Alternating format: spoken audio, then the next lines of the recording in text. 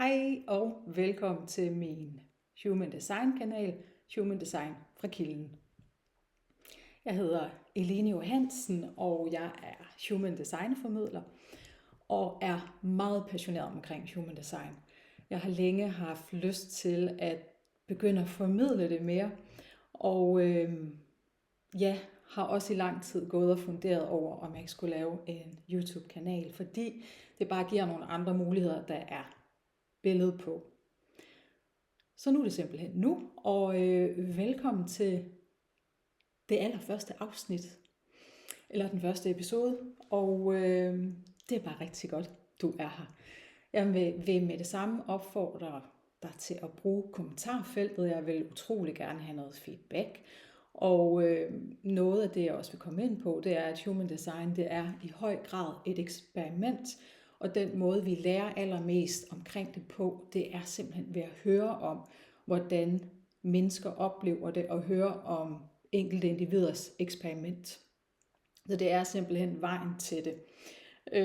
Så hermed en kæmpe opfordring til at sige hej, stille spørgsmål, og kom med forslag, feedback, del for dit eget eksperiment.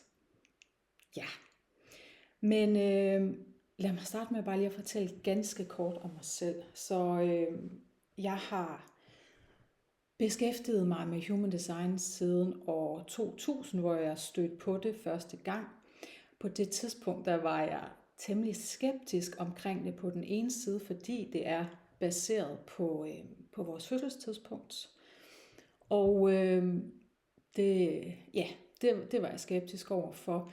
Men der var alligevel så stor en genkendelse i det, da jeg kiggede på det og fandt ud af, hvad det handlede om, at jeg blev meget, meget nysgerrig. Jeg blev enormt draget af det bare at se den her bodygraph, som vi skal se på lige om lidt. Der var et eller andet, der kaldte mig ind i det simpelthen. Og så gik årene.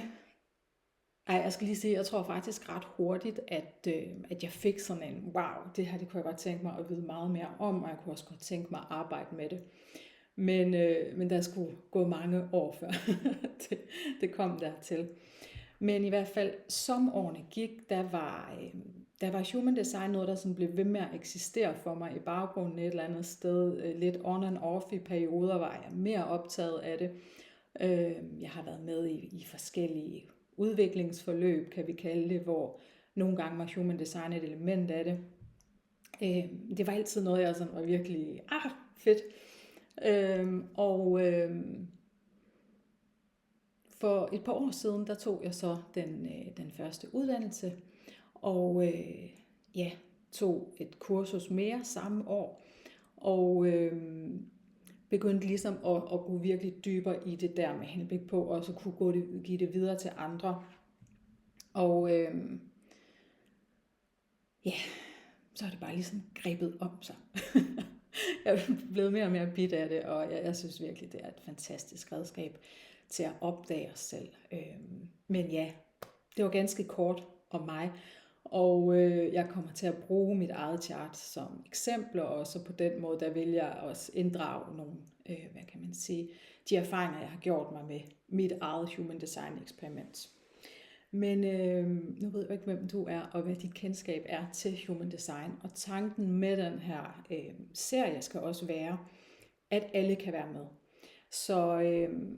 Så hvad enten du sidder og tilfældigt er faldet over den her kanal og aldrig hørt om Human Design før, så kan du altså godt være med her. Men også hvis det er noget, du har eksperimenteret med i, faktisk vil jeg sige, hvor end du er i dit eget Human Design eksperiment, jamen, så kan du også være med. Eller hvad jeg sige. Så håber jeg, at kunne give dig noget også. Ja. Så det er i hvert fald intentionen, at det er for alle. Og det jeg også ønsker, det er at virkelig gå ind i materiet af Human Design. Det er et redskab til at lære sig selv at kende, men det er også meget mere end det. Det er en måde, hvorpå vi kan Jamen, vi kan se rigtig meget af, hvad det er, der egentlig foregår ude i verden lige nu generelt, men også i de tider lige nu, hvor, lad os bare sige det som det er, der er mange ting ude i verden, der støjer lidt lige nu. Human design bringer et budskab, eller hvad kan man sige, i hvert fald et perspektiv, der kan forklare, hvorfor tingene er, som de er lige nu. Og human design har også en helt skabelsesberetning. Det er en kosmologi i sig selv. Der er så mange dybder i det, og det er også noget af det, jeg virkelig synes, der har været interessant. Og som jeg gerne vil prøve at formidle på en tilgængelig måde. Jeg er selv sådan en, der elsker at gå virkelig dybt i tingene. Jeg elsker virkelig at gå ind til kernen af noget og virkelig, virkelig forstå det. Og jeg har altid været meget optaget af livets store mysterier, og har også altid været meget søgende, og jeg må sige, med human design, der fandt jeg virkelig en virkelig god ramme for at forstå, både mig selv, men også livet. Så det er noget af det kan. Og hvad er human design? Lad os starte der. Og på en eller anden måde er det svært at svare på. Det er noget, der kan besvares på mange måder, og nu bliver det en version i dag, og så er der helt sikkert noget, jeg vil tilføje. Men altså, hvad kan man sige, hvis vi sådan skal kigge lidt praktisk på det først og fremmest? Jamen, det er et form for et profileringsredskab, som giver en meget præcis fremstilling af vores energi, kan man sige. Altså, det er sådan, det er en logisk viden, den er også, den er egentlig meget mekanisk. Altså, tankegangen er lidt, at vi ser os selv som vores krop som et køretøj, og det er i hvert fald sådan en klassisk måde at beskrive human design på, at vi får simpelthen en manual til, hvordan vi opererer. Og nogle af grundtankerne bag ved human design, det er, at vi er alle sammen utrolig unikke. Det er noget af det, jeg selv elsker ved det, at der er nogle overordnede typer, men uagtet hvilken type vi er, så er vi alle sammen helt ekstremt unikke. Men vi lever i en verden, som der i høj grad har prøvet at fortælle os, at vi er ens, hvor der er rigtig meget, der er generaliseret. Og human design, det giver unikke svar til den enkelte, til det unikke væsen, vi er. Så der er rigtig mange svar at hente i human design. Det er en enorm viden. Man kan virkelig gå ned i et kaninhul og aldrig komme op igen. Og egentlig så det først og fremmest handler om, det er at bruge human design til at finde svarene i sig selv. Fordi der er, altså man kan sige, det har aldrig været så nemt, som det er nu at finde information uden for os selv. Og det kan hjælpe, men det kan også nogle gange skabe mere forvirring. Og med human design, der lærer vi at finde det inde i os selv. Og det handler også meget om at lytte til kroppen, og være i kroppen, og tage beslutninger indefra og ikke fra hovedet. En af, hvad kan man sige, noget af det første, jeg selv hørte, da jeg gik videre med min human design uddannelse, det var, at sindet kommer ikke til at hjælpe dig. Så det handler meget om at komme tilbage til kroppen og stoppe med at tage beslutninger ud fra logik og fornuft, men ud fra, hvad der for eksempel føles rigtigt. Men der har vi så alle sammen unikke måder at mærke, hvad der er det rigtige for os at gøre. Så det er i høj grad et redskab til at lære at træffe autentiske beslutninger for sig selv. Beslutninger, som er langtidsholdbare, som vi ikke kommer til at fortryde. En beslutning taget for hovedet, den kan man komme til at fortryde rigtig meget, men det gør vi ikke, når vi træffer dem for vores egen indre autoritet. Så human design er noget, der hjælper os med at blive vores egen autoritet, og der behøver vi egentlig ikke gå så dybt i systemet for at lære de her redskaber, for at kunne bruge dem og eksperimentere med dem. Og nu siger jeg eksperimentere, det er en anden vigtig ting. Human design, det er frem for alt et eksperiment. Det er en fantastisk viden, som sagt, som vi kan fortabe os i, men vi kan simpelthen ikke studere os frem til det. Det er noget med at prøve det af og se, hvad der sker, når vi bruger de her redskaber, som Human Design tilbyder. Og så er det, som jeg har været lidt inde på, også viden om, eller hvad kan man sige, en fortælling om, hvor forskellige vi er. Og jeg synes, det har været meget befriende på den måde, at det er virkelig sådan, det lærer os, at der er virkelig ikke noget galt med en. Vi er bare så forskellige, og vi er sat sammen til at operere forskelligt. Og når vi alle sammen er tro mod den, vi er, jamen ligesom sådan en større organisme, så tjener det også helheden. Der er brug for nogen, der kan noget forskelligt. Der er brug for forskellighed. Så Human Design er på den måde virkelig noget, der kan lære os at både acceptere os selv, men også at acceptere andre. Ja, og jeg tror egentlig, jeg vil vise jer et chart, fordi det gør det hele lidt nemmere. Så når man nu går ind på en side, og I kan se nogle af de links, jeg anbefaler, ned i beskrivelsen til den her episode, jamen der, når I indtaster jeres fødselstidspunkt, så får man noget af det her frem. Det her, det er et chart, jeg kender rigtig godt. Det er nemlig mit eget. Så du vil i hvert fald få noget frem, hvor der er den her side, hvor der står noget med design, og en anden side, hvor der står noget med personlighed, og så kommer der den her figur. Og hvordan den så ellers er bygget op, det er det, der er fuldstændig individuelt. Og der er utallige kombinationer. Og de enkelte dele som sådan, det vil jeg slet ikke gå ind i nu. Men det jeg vil sige, det er, at det vi ser her, det er overfladen til at forstå os selv, og så er der utrolig mange lag i Human Design. Vi kan gå utrolig dybt i det. Det hedder en body graph, det vi kigger på her. Det er vitterligt kun toppen af isbjerget. Men toppen af isbjerget er så rigeligt til at vi kan bruge det til, at det rent faktisk kan gøre en forskel. Så i vores liv.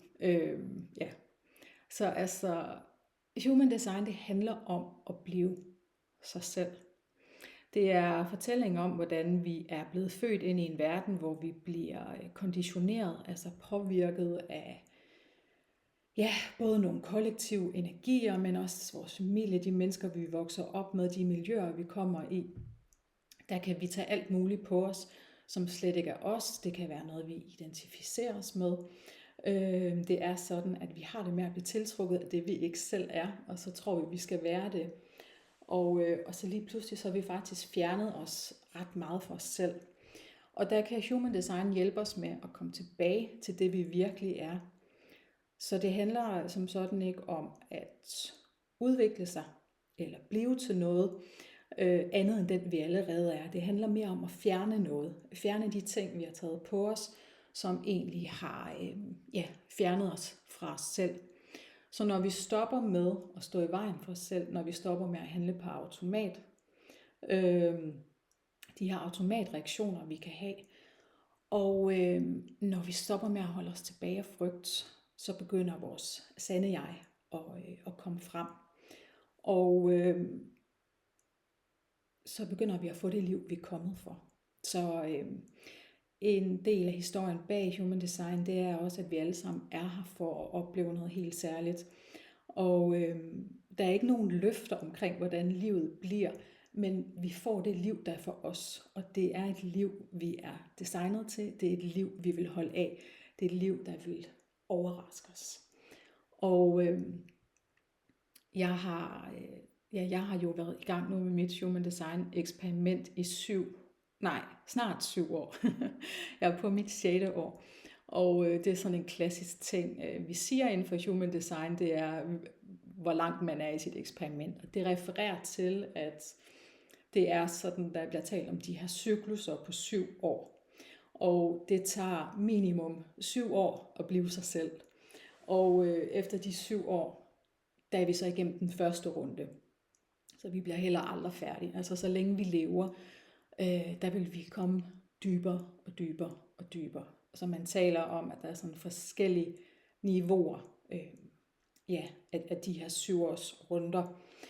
Og der nærmer jeg mig jo så min første, 7 års cyklus, og mit første niveau af det, man kalder afkonditionering. Og det er simpelthen at begynde at smide det her, man har taget på sig, som ikke er ens selv, og begynde at operere som sig selv, og den man virkelig er. Ja, og det her med de 7 år, det er også fordi, som jeg har været lidt inde på, man kan ikke læse sig til at udleve sit human design eksperiment. Man kan ikke bare tilegne sig viden. Det her, det er altså nogle mønstre, der sidder virkelig dybt i os. Det sidder ubevidst i os, og alt muligt, som nogle mønstre, vi måske har levet i mange år, vi er blevet præget af. Det tager tid at, omprogrammere sig selv, fordi det er noget, der kommer ved at træne, det er noget, der kommer ved at eksperimentere og leve sit liv. Og det er mere en kropslig og en cellulær transformation, end det er en mental transformation. Og det er derfor, vi taler om, at det tager de her minimum 7 år. Og der er du så igennem den første runde. Og så derfra bliver det dybere og dybere, eller hvad man kan sige. Vores sande jeg opstår mere og mere. Så gradvist så slipper det.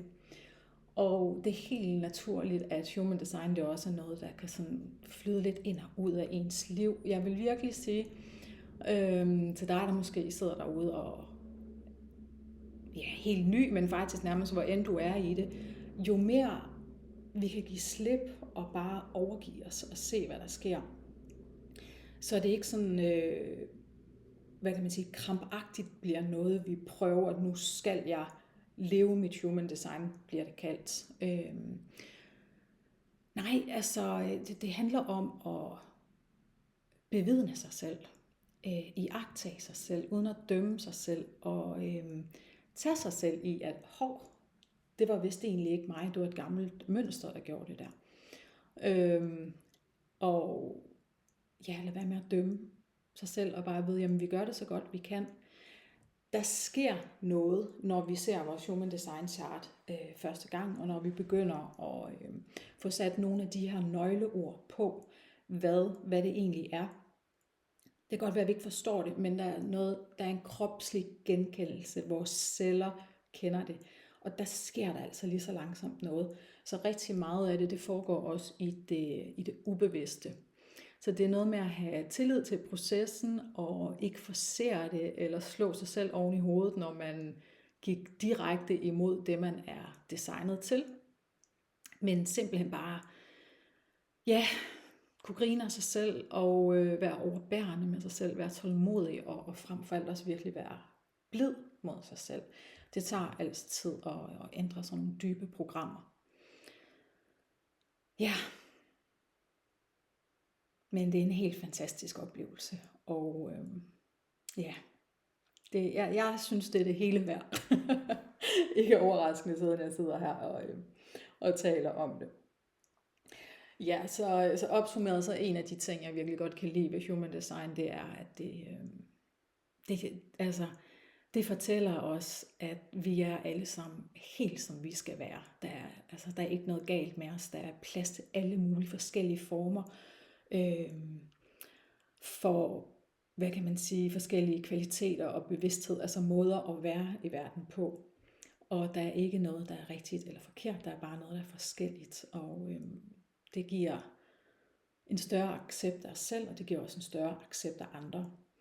Og noget af det, der også er specielt ved human design, det er, at det viser os, hvordan vi er sammensat af 2 modsatrettede kræfter. Og det er, hvis vi kigger her på, det er som mit chart her, men alle, der laver sådan, der slår deres design op, de vil have de her 2 søjler i hver side. Og den røde side, det er så vores design, og det er relateret til kroppen. Og det er også, ja, det betyder, at det er noget, vi ikke er bevidste om. Så det er faktisk noget, hvad kan man sige, en del af os, som vi ikke kan styre. Vi kan kun se det udspille sig. Det er måske ikke noget, vi umiddelbart heller kan genkende ved os selv. Det er typisk noget, andre vil kunne genkende ved os. Men det er noget, vi lærer at kende med årene. Og så begynder vi jo at kunne se, okay, det her, det er jeg faktisk også. Men selv når vi får bevidsthed omkring det, så er det ikke noget, vi kan ændre ved. Altså det er vitterligt noget, der bare lige pludselig kommer ud af os, eller noget, vi lige pludselig gør. Husk det kropsligt. Så det kan være en bevægelse, man lige pludselig laver. Eller det kan være noget, der føles godt, selvom man egentlig tænker, sådan er jeg ikke. Ja, det er kroppen, den taler til os på den måde. Og så har vi den anden søjle, det er personligheden. Det er så modsat, det er noget, vi er bevidste om. Og så det er noget, vi kender, og det er relateret til sindet. Og ja, det er jo så typisk noget, vi kender rigtig godt ved os selv, noget, der vil resonere. Og typisk det, vi vil sige, jamen det er det, jeg er, hvor vi måske ikke vil synes, vi er det andet. Så vi er det hele, kan man sige. Og det sjove, det er også, der er sådan et klassisk billede i Human Design, der handler om, at jamen, hvis man kiggede på det i os, der er rødt, og det i os, der er sort, jamen, hvis de mødte hinanden som to forskellige personer, de ville sikkert ikke engang kunne lide hinanden. Så vi er meget modsatrettet på den måde, men vi er som sagt det hele, og noget af det Human Design hjælper os med, det er, at det giver os nogle redskaber til at være og leve begge dele. Men rigtig meget af det handler altså også om, at der er, at få en forståelse for, at der er sider af os selv, som vi ikke kan styre, som vi ikke kan kontrollere, som vi ikke kan lave om på, hvor det eneste, vi kan gøre, det er at acceptere, jamen okay, sådan er jeg altså også, og det er også en del af mig, selvom jeg egentlig ikke synes, jeg er sådan, så kan jeg godt se, jeg kan mærke, det er jeg alligevel, jeg kan lære det at kende, jeg kan acceptere det. Ja, og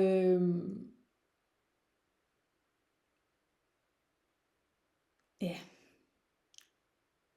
den havde jeg lige lyst til at stoppe lidt op ved. Der er noget helt særligt ved at acceptere nogle sider af sig selv også.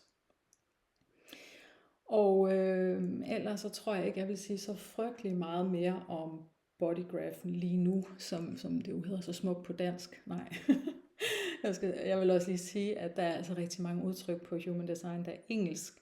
Jeg kan godt lide så vidt muligt at bruge danske betegnelser, men ja, det kommer til at blive umuligt at undgå at bruge nogle engelske betegnelser ind imellem. Så sådan er det. Ja, så vil jeg sige lidt mere om min egen vej med Human Design. Som nævnt, så dukkede det op for mig i år 2020. Og så for nogle år siden, der begyndte jeg at uddanne mig inden for det. Senere fandt jeg så ud af,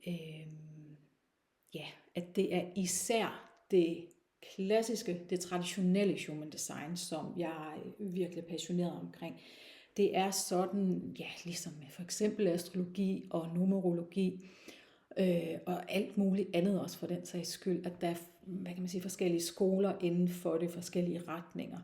Og der findes nogle nyere udviklinger af Human Design, og grunden til, at jeg har valgt at kalde den her kanal for Human Design fra kilden, det er fordi, at det er kilden, som jeg, hvad kan man sige, som jeg har min viden fra. Det er i hvert fald blevet det, jeg har valgt i løbet af mit Human Design eksperiment, fordi det simpelthen er det, der har givet mig den største, hvad kan man sige, der hvor det virkelig har transformeret og gjort en forskel for mig, det er ved at gå dybt i det originale. Ja, jeg ved ikke helt, hvad jeg skal kalde det. Det er jo egentlig bare Human Design, men det er mere for at sige, at der er også noget andet Human Design. Så man kunne kalde det klassisk Human Design eller traditionelt human design.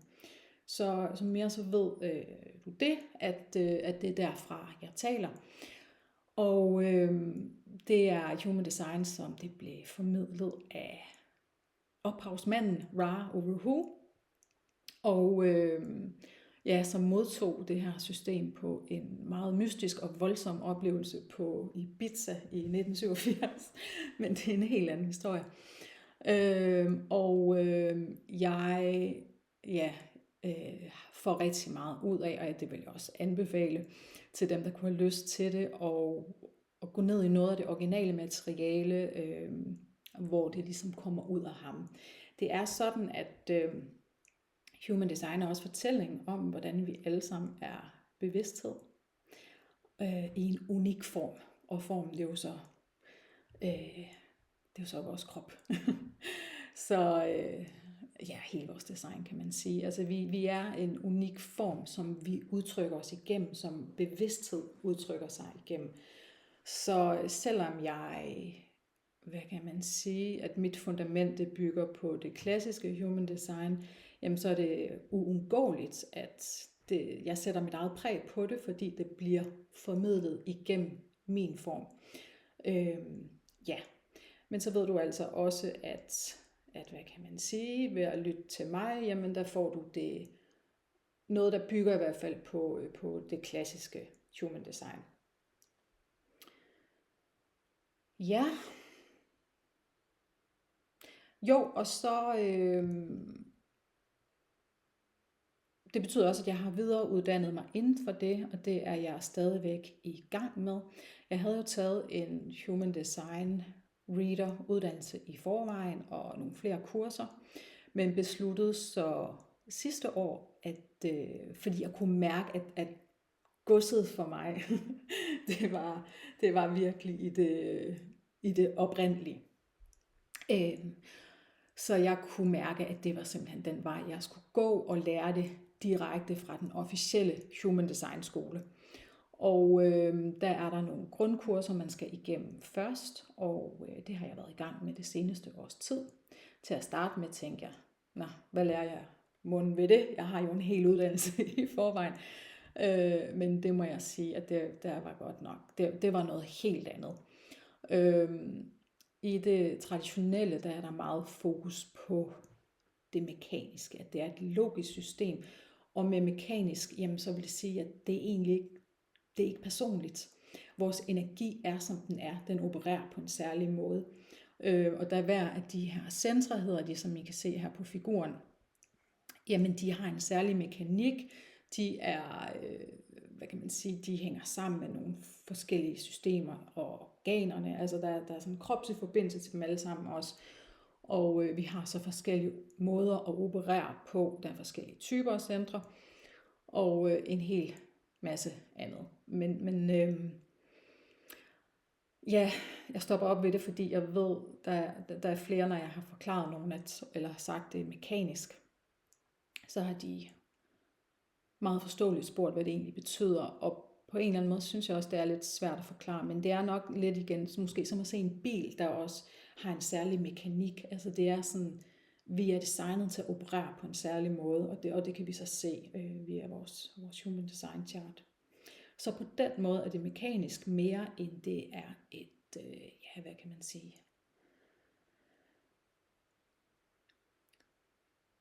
personlighedsredskab. Jeg ved ikke, det er altid svært, og jeg vil ikke generalisere.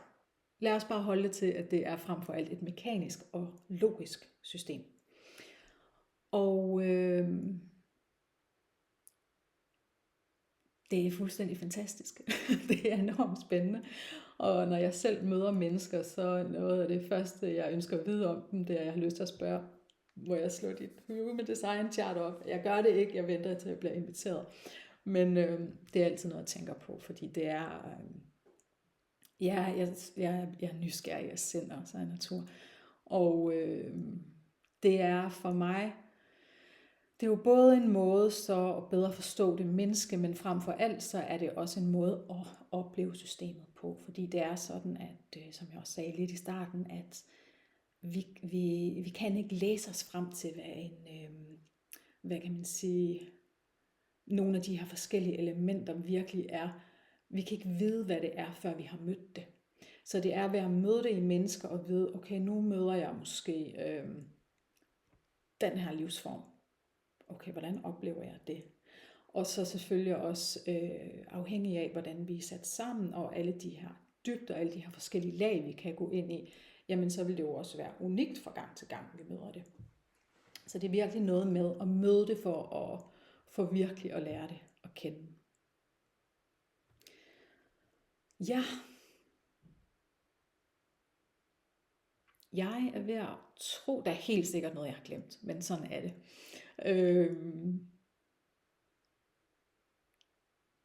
Jeg tror, jeg har sagt det, jeg skulle her i det første afsnit. Og nej, der var en ting til. Jeg var i gang med at fortælle om det med uddannelsen. Så jeg er enormt taknemmelig for, at jeg tog den her grunduddannelse. Fordi jeg lærte lige pludselig om systemet på en helt anden måde. Og der var bare rigtig mange ting, der begyndte at falde på plads for mig og give mening. Fordi der forstår man virkelig, hvordan de enkelte dele i sådan et chart her taler sammen. Og de forskellige lag, og hvordan det hele, hvad kan man sige, en meget mere holistisk forståelse af det i hvert fald, som er lige noget for mig. Så det har været rigtig godt, og jeg er virkelig glad for det. Og næste skridt for mig, det er så, at jeg er blevet optaget på overbygningen. Man kan blive Human Design analytiker, og det starter jeg snart på. Det er lidt ud af mine hænder, så jeg venter på, at min underviser han åbner op for det, men det gør han efter planen snart. Og så er jeg så studerende som analytiker, og det glæder jeg mig bare virkelig, virkelig meget til. Og jeg har også tænkt over, om jeg skulle vente med at begynde at dele, fordi jeg hele tiden lærer. Jeg tænker, skal jeg vente med, at jeg er blevet færdiguddannet analytiker, men omvendt så har jeg det også sådan lidt, at jeg skal bare komme i gang, og så ved I, at det her det vil udvikle sig, og at jeg hele tiden lærer, og det tager mange år at blive analytiker, og efter det er der endnu en overbygning. Det kan jo være, at der en dag jeg vågner og tænker, nu skal jeg ikke det her mere, men det er aldrig til at vide, men lige nu der er det i hvert fald noget, jeg er så passioneret omkring, at jeg forestiller mig, at det er noget, jeg vil udvikle og fortsat studere over mange år. Det skal ikke holde mig tilbage for at begynde at formidle nu. Og i forhold til det med, at jeg kalder det Human Design for kilden også, det er sådan, at min egen lærer, han hedder Richard Beaumont, og han har været dybt inde i Human Design i snart 30 år og lært det direkte fra Ra Uru i sin tid. Så han har været tæt på ophavsmanden, og det er også noget, der betyder rigtig meget for mig, at jeg lærer det for en, der har fået det. Han fik det direkte fra kilden, kan man sige. Eller et eller andet sted, så var det Ra, der fik det direkte fra kilden. Han plejede selv at sige, at han var den første studerende af Human Design, og så har han givet det videre til Richard, og nu giver Richard det videre til mig og en masse andre mennesker. Og det føler jeg mig meget heldig over, at jeg lærer det fra en, der har været så tæt på, hvad kan man sige, på Ra. Så det er mig en stor glæde at kunne ud fra det bedste jeg kan give det videre, og samtidig her altså allerede nu ved du, at jeg lærer også, og det vil jeg blive ved med, som jeg sagde, at det her er et eksperiment, som ikke er slut efter 7 år. Nej, det er bare første runde, og vi bliver ved. Og jeg synes, det kunne være så fedt også, som jeg også sagde i starten, at byd endelig ind. Brug kommentarfeltet. Jeg vil så gerne høre om dit eksperiment også, og hvad det her eventuelt har sat i gang. Ja, så tror jeg har sagt alt det, jeg vil. Og igen, der har jeg nok ikke, jeg har glemt noget. Men det var det skulle blive. Det skal heller ikke blive alt for langt. Jeg vil afslutningsvis sige, at jeg ved ikke, hvor ofte jeg kommer til at udgive episoder. Det kommer helt an på, energi og det hele, men når der er energi og lyst og noget at sige, så vil jeg glæde mig til at dele mere. Og formidle human design, men i virkeligheden også indgå i et eksperiment sammen med dig og sammen med jer, der lytter med. Så tak for nu i hvert fald, og fedt du var her, og på gensyn.